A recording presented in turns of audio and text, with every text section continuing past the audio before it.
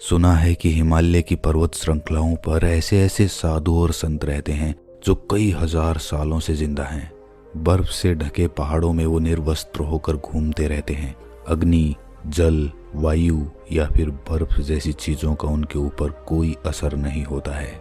कठोर तप करके उन्होंने ऐसी ऐसी सिद्धियां प्राप्त कर ली हैं जहां पर प्रकृति के नियम भी उनके सामने ध्वस्त हो जाते हैं। आखिर इसके पीछे का रहस्य क्या है? क्यों प्रकृति के नियम उन पर काम नहीं करते हैं? क्यों कोई भी बीमारी उन्हें छू नहीं पाती है? आज की इस कहानी के माध्यम से हम उन योगियों की दिनचर्या, उनके खान पान और उनके योग अभ्यास के बारे में जानेंगे जो किसी को भी लंबी उम्र और निरोगी काया प्रदान कर सकते हैं। तो चलिए कहानी शुरू करते हैं। बचपन से ही श्याम सन्यासी प्रवृत्ति का था। जब वो पैदा हुआ था तो पंडित ने भी उसकी कुंडली देखकर यही बताया था कि ये बच्चा बड़ा होकर कोई साधु बनेगा। स्वाभाविक रूप से श्याम के माता पिता को ये बात अच्छी नहीं लगी। कौन माता पिता अपने बच्चे को साधु के रूप में देखना चाहता है? इसीलिए उसके माता पिता अक्सर उसे सन्यासियों से दूर रखने की अपनी पूरी कोशिश करते थे। जब भी कोई साधु उनके घर पे भिक्षा मांगने के लिए आता तो वो उसे बाहर भी नहीं आने देते थे। उन्हें ऐसा लगता था कि श्याम कहीं सन्यासी से प्रभावित होकर हमें बिना बताए छोड़कर ना चला जाए। लेकिन बाहर से बंदिशें लगाने से मन कभी कैद हुआ है क्या? क्योंकि मन की प्रवृत्ति ऐसी ही होती है। जिस वस्तु से, जिस विचार से या फिर जिस इंसान से तुम बचना चाहते हो, अनजाने में अवचेतन मन के स्तर पर उसी की ओर तुम आकर्षित हो जाते हो।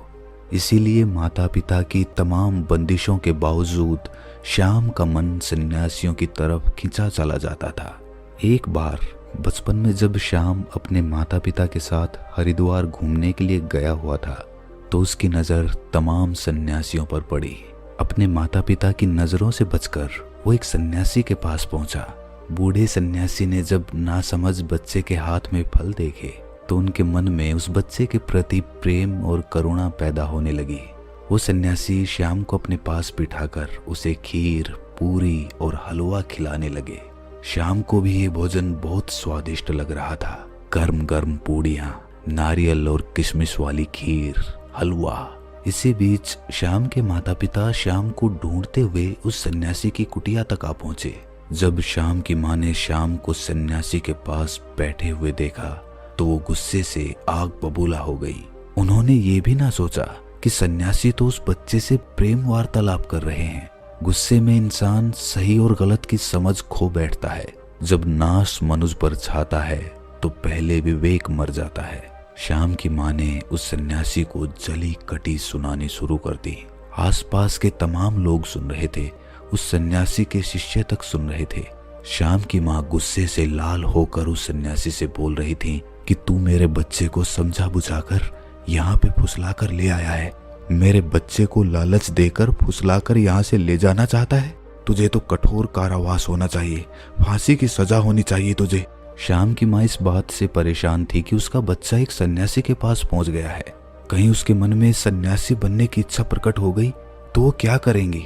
अगर पंडित की भविष्यवाणी सच हो गई तो वो अपने बेटे के बिना बिल्कुल अकेली रह जाएगी। आसपास की भीड़ ने श्याम की माँ को समझाने की कोशिश की। उनको बताया कि सन्यासी कोई ऐसे वैसे आदमी नहीं है, वो बहुत सालों से यहाँ पे आश्रम चला रहे हैं। जब श्याम की माँ अपने बेटे का हाथ पकड़कर वहां से ले जा रही थी तो उस सन्यासी ने बड़े प्रेम और करुणा से एक बात कही। उन्होंने कहा कि बहन जी, आपका बच्चा बहुत गुणी है, वही होगा जो लिखा हुआ है। तुम अपने पास वायु को कैद नहीं कर सकती।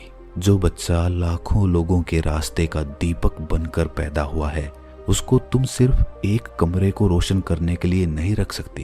ये बात जितनी जल्दी समझ जाओ उतना अच्छा होगा, उतना कम कष्ट होगा। श्याम की माँ सन्यासी की बातें समझ रही थी। उन्हें पता था कि सन्यासी किस तरफ इशारा कर रहे हैं। खैर, घटना आई गई हो गई। समय अपनी रफ्तार से चलता रहा और अब श्याम बड़ा हो चुका था। उसने एक कॉलेज में एडमिशन ले लिया था। योग, आध्यात्म और मनोविज्ञान के बारे में पढ़ाई कर रहा था। कॉलेज की तरफ से उसे एक प्रोजेक्ट पूरा करने के लिए मिला। प्रोजेक्ट का टॉपिक यही था कि लंबी उम्र वाले स्वस्थ लोगों की दिनचर्या, उनका खान पान और उनके बारे में पूरी जानकारी इकट्ठी करके लानी है। और कॉलेज में जमा करनी है। श्याम उन सन्यासियों की खोज में निकल पड़ा जो कई सालों से स्वस्थ जीवन जी रहे थे। बूढ़े होने के बाद भी उनके शरीर में एक चपलता थी, दृष्टि, कान और बाकी सारी इंद्रियां जिनकी ठीक प्रकार से काम कर रही थीं। कई सन्यासी तो उसे ऐसे मिले जो 100 साल को पार कर चुके थे और पूरी तरह से स्वस्थ थे। अब धीरे धीरे अलग अलग सन्यासियों से मिलने में श्याम को बड़ा मजा आने लगा, लेकिन उसके अंदर जीवन के उन रहस्यों को जानने की बहुत इच्छा थी जिनमें आम लोग कोई रुचि नहीं रखते हैं या फिर कोई विश्वास ही नहीं करता है। श्याम ने सोचा कि यही समय है। अगर ऐसे सन्यासी पृथ्वी पर बसते हैं जो 500 से 1000 सालों से जिंदा हैं, तो मुझे उनको खोजने का बहुत बढ़िया मौका मिला है।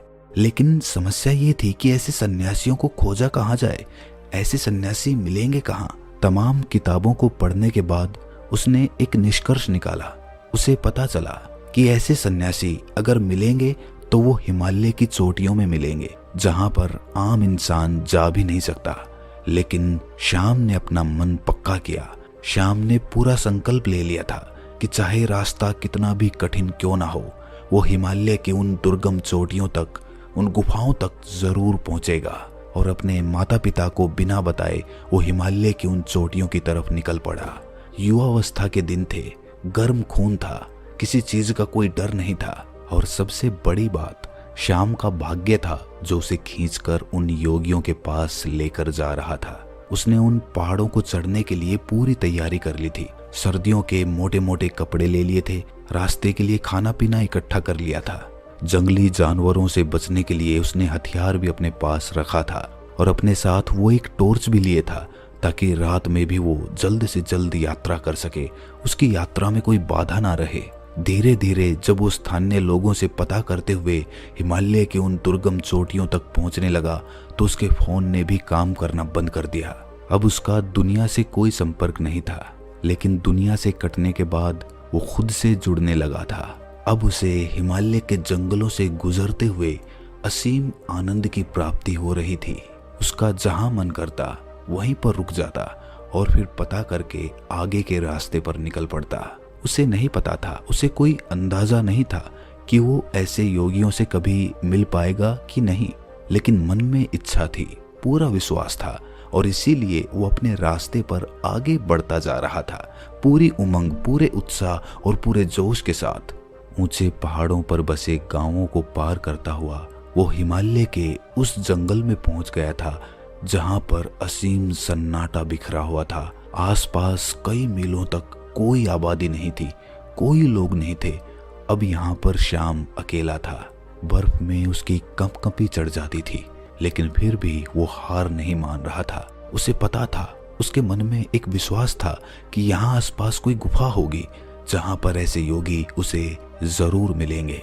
और अगले ही दिन उसे बर्फ के पहाड़ की चोटी पर दूर से एक सन्यासी तप करता हुआ दिखाई दिया। उस सन्यासी ने अपने शरीर पर कोई वस्त्र धारण नहीं कर रखा था। श्याम उस सन्यासी को पहाड़ी के नीचे से देख रहा था, लेकिन वो बहुत खुश हो गया। इतनी लंबी यात्रा का परिणाम उसे मिल रहा था। वो जल्दी जल्दी अपने कदम बढ़ाता हुआ उस पहाड़ी की चोटी पर पहुंचने का प्रयास करने लगा, लेकिन पहाड़ी एकदम खड़ी हुई थी, इसीलिए बार बार वो फिसल जा रहा था। सन्यासी यूं तो आंख बंद किए हुए थे, अपने ध्यान में लीन थे, लेकिन अपने मन की आंख से वो श्याम की सारी मेहनत देख रहे थे। उस पहाड़ी पर बार बार चढ़ने में विफल होते हुए श्याम बहुत थक गया था। थकान के कारण वो वहीं पर मूर्छित होकर गिर पड़ा। जब वो मूर्छित हो गया तो वो सन्यासी जो ऊपर तप कर रहा था, वो उसे अपने साथ अपने हाथों में उठाकर एक गुफा के अंदर लेकर गया। वहां पर उसके अलावा 2 और सन्यासी मौजूद थे। श्याम मूर्छित था, बेहोश था, उसके शरीर में बहुत थकान थी। उस सन्यासी ने कुछ पत्तों का एक घोल तैयार किया और फिर श्याम के मुंह में ऊपर से 2 बूंद डाली। अचानक से श्याम उठ खड़ा हुआ, उसकी सारी बेहोशी, सारी थकान एकदम दूर हो गई। होश में आते ही श्याम दोनों हाथ जोड़कर उनको प्रणाम करने लगा, बहुत खुश हो गया। श्याम ने उनसे कहा कि मेरी बड़ी अनुकंपा है कि मुझे आप जैसे दिव्य योगियों के दर्शन हुए। मैं आपसे कुछ सवाल पूछना चाहता हूँ। आप इतनी बड़ी उम्र तक, इतने सालों तक कैसे जीवित रहते हैं? आपके शरीर में कभी कोई बीमारी क्यों नहीं होती है? अगर आप वो तरीका जानते हैं तो दुनिया को वो तरीका क्यों नहीं बताते? दुनिया में बहुत से लोग बहुत दुखी हैं। लोगों को नाना प्रकार की बीमारियां हो रखी हैं। उम्र से पहले ही वो बूढ़े दिखने लगते हैं, उनकी मृत्यु तक हो जाती है। तो अगर आपको ऐसे तरीके पता हैं तो आप लोगों को क्यों नहीं बताते हैं? इसका कारण बताएं। आप तो योगी हैं, आपको तो दुनिया की मदद करनी चाहिए। उसकी बातें सुनकर तीनों सन्यासियों ने कोई प्रतिक्रिया नहीं दी। ऐसा लग रहा था जैसे उन्हें श्याम की भाषा समझ में ही नहीं आ रही हो। श्याम ने जब ये महसूस किया तो उसने इशारों से समझाने का प्रयास किया, लेकिन कोई फायदा नहीं। अब श्याम उनको समझा समझा कर थक चुका था और एकदम शांत और चुपचाप बैठा हुआ था। वो सोच रहा था कि मेरा इतनी दूर आना एकदम व्यर्थ हो गया, एकदम बेकार हो गया। दर्शन तो हुए, लेकिन जो सवाल मेरे मन में थे उनका जवाब नहीं मिला। श्याम ने सोचा कि इतना लंबा सफर तय करके आया हूँ, कुछ दिन इनके साथ रहता हूँ, इनकी दिनचर्या ही देख लेता हूँ, शायद उससे कुछ पता चल जाए। और ये सोचकर श्याम वहीं पर रहने लगा। सन्यासी एक दूसरे से बिल्कुल भी बात नहीं करते थे, एकदम मौन रहते थे, चुप रहते थे। किसी एक सन्यासी को दूसरे से अगर कोई काम होता तो वो बिना बोले ही एक दूसरे के मन की बात समझ लिया करते थे। अब श्याम को बेचैनी होने लगी। एक गुफा में चुपचाप बैठे रहना, भला इससे क्या होगा? ये कैसा जीवन है? सन्यासी बैठे हुए सिर्फ योग अभ्यास करते रहते थे, तप करते रहते थे। उनके चेहरे पर, उनकी आंखों में एक गजब का ठहराव था, एक गजब की शांति। जो भी उनके मुखमंडल की आभा को देख ले तो उनकी तरफ आकर्षित रहे बिना रह नहीं पाए। श्याम ने पाया कि सन्यासी खाना बहुत कम खाते थे और जो भी खाते थे उसे पूरे मन से बनाते थे, पूरे भाव विभोर होकर बनाते थे। सुबह ब्रह्म मुहूर्त में उठना, ठंडे पानी से स्नान करना और फिर सर्दियों की धूप में बर्फ पर बैठकर ध्यान साधना करना, यही उनका काम था। 2 दिन तक उनके अनुसार काम करने के बाद वहां रहकर श्याम ऊब चुका था। वो ना किसी से बात कर पा रहा था, ना अपने मन के सवालों को शांत कर पा रहा था। 3 दिन बाद श्याम ने वहां से जाने का निश्चय किया। उन्होंने उनके सामने प्रणाम किया और उनको प्रणाम करते हुए कहा कि शायद मेरा प्रणाम भी आप स्वीकार ना कर पाओ, क्योंकि आपको उसका मतलब नहीं पता होगा, लेकिन मैं आपसे मिलकर धन्य हो गया और अब मैं आपसे अलविदा चाहता हूँ। और ये कहकर वो अपने चेहरे पर मुस्कान लेकर उन योगियों के पैर छूकर वापस चलने के लिए तैयार हुआ कि तभी उसके कानों में बूढ़े सन्यासी की आवाज आई। बूढ़े सन्यासी ने कहा कि अपने सवाल का जवाब तो सुनते जाओ। श्याम ये सुनकर आश्चर्यचकित हो गया। वो कुछ बोलना चाह रहा था, लेकिन सन्यासी ने उसे चुप करते हुए कहना शुरू किया कि सबको अपने मन के सवालों के जवाब चाहिए, लेकिन सभी सवालों के जवाब मौन में छिपे हुए हैं। तुमने मौन रहकर बिना कोई सवाल किए हमारी दिनचर्या देखी। अगर मैं तुम्हें वो बताने का प्रयास करता, समझाने का प्रयास करता, तो शायद कोई खास बदलाव नहीं आते। तुम एक कान से सुनते और दूसरे से निकाल देते, और यही तो दुनिया करती है। सचमुच में कौन इच्छुक है ये ज्ञान पाने का? सवाल यहाँ खड़ा होता है। 2 दिन तक इस दिनचर्या का पालन करने के बाद तुम्हारा मन ऊब गया, मतलब तुम भी नहीं चाहते इन सारे तरीकों को जानना। हालांकि तुम्हें पता है कि हमारे इस भोजन, इस दिनचर्या के कारण ही हमारा शरीर हमेशा निरोगी रहता है, हमेशा स्वस्थ रहता है, लेकिन तुम इसका पालन नहीं कर सके। 3 दिन तक भी नहीं कर सके। 4थे दिन तुम वापस अपने घर जा रहे हो। दुनिया में बहुत कम ऐसे लोग होते हैं जो मौन रहकर दूसरों का ज्ञान खुद प्राप्त कर लेते हैं। अगर तुम सिर्फ मौन रहना, चुप रहना सीख जाओ तो तुम दूसरों के सारे ज्ञान को ग्रहण कर सकते हो, बिना उससे पूछे। श्याम ने मुस्कुराते हुए हाथ जोड़कर उस सन्यासी से पूछा कि हे महात्मन, ये बताने की अनुकंपा करे कि आप कौन सा योग अभ्यास करते हैं, क्या आपकी दिनचर्या है जिससे कि आप इतने सालों से जीवित है? आपकी उम्र दिखने में तो कोई 60-70 साल की लग रही है, लेकिन लोगों का कहना है कि आप 5000 साल से जिंदा हैं। क्या ये सत्य है महात्मन? सन्यासी ने मुस्कुराते हुए नादान और भोले श्याम के सर पर हाथ फेरा। उन्होंने श्याम को सबसे पहला तरीका बताया। उन्होंने श्याम से पूछा कि हमारे शरीर का सबसे बड़ा भोजन क्या होता है? श्याम सोच में पड़ गया। उसे कोई जवाब नहीं मिला तो सन्यासी ने उसे बताया कि हवा हमारे शरीर के लिए सबसे बड़ा भोजन होता है।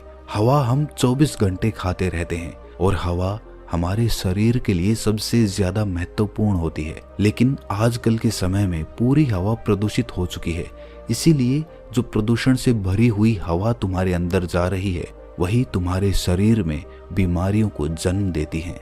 इसीलिए अगर तुम घर पर ऐसे कमरे में रहते हो जहां पर हवा का आना जाना कम होता है, जैसे कि एयर कंडीशन रूम में होता है, उसमें ताजी हवा का आना जाना नहीं होता, तो तुम्हें अपने कमरे में ऐसे पौधे लगाने चाहिए जो 24 घंटे हवा यानी कि ऑक्सीजन देते हों। छोटी छोटी बेल तुम किसी बोतल में डालकर अपने कमरे में रख सकते हो जो तुम्हें 24 घंटे ऑक्सीजन देगी, वो भी एकदम ताजी।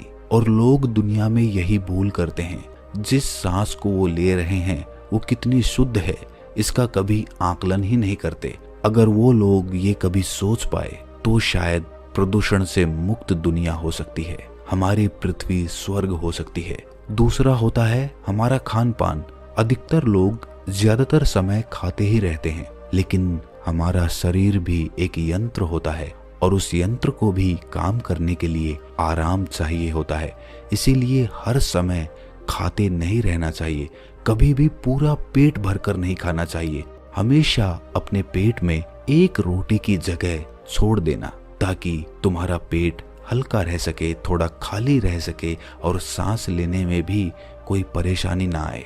तीसरा तरीका होता है हमारी दिनचर्या।